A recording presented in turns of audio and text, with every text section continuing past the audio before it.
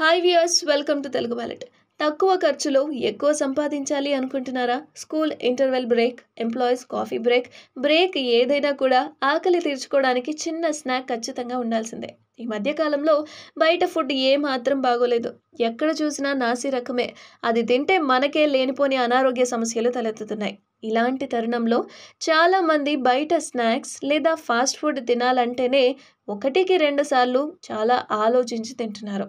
వారి కోసం మీరే ఆ స్నాక్స్ ఇంట్లో తయారు చేసి క్వాలిటీ అండ్ క్వాంటిటీతో అమ్మకాలు చేయొచ్చు. అదేనండి, అర్థం కాలేదా? రకరకాల స్నాక్స్ చిప్ బిజినెస్ స్టార్ట్ చేస్తే ఓ పనైపోతుంది. ఈ వ్యాపారానికి పెట్టుబడి పెద్దగా అక్కర్లేదు. రిస్క్ కూడా చాలా తక్కువ. లాభం అయితే బాగానే ఉంటుంది.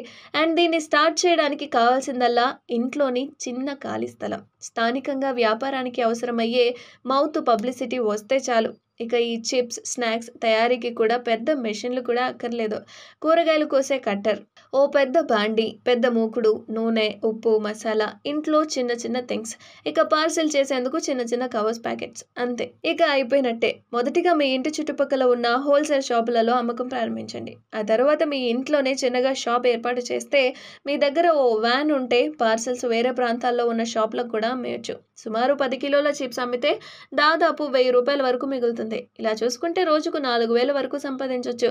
క్వాలిటీ, క్వాంటిటీ రెండు సరిగ్గా చూసుకుంటే చాలు. మీ వ్యాపారంలో లాభాలు ఆర్జించవచ్చు. ఏమంటారు? మరి ఎప్పుడు స్టార్ట్ చేయబోతున్నారు? అండ్ మీకు మరేదైనా వ్యాపారం గురించి తక్కువ ఖర్చులో ఎక్కువ సంపాదించుకునే ఐడియాస్ ఏమైనా ఉంటే కామెంట్ రూపంలో తెలియజేయండి.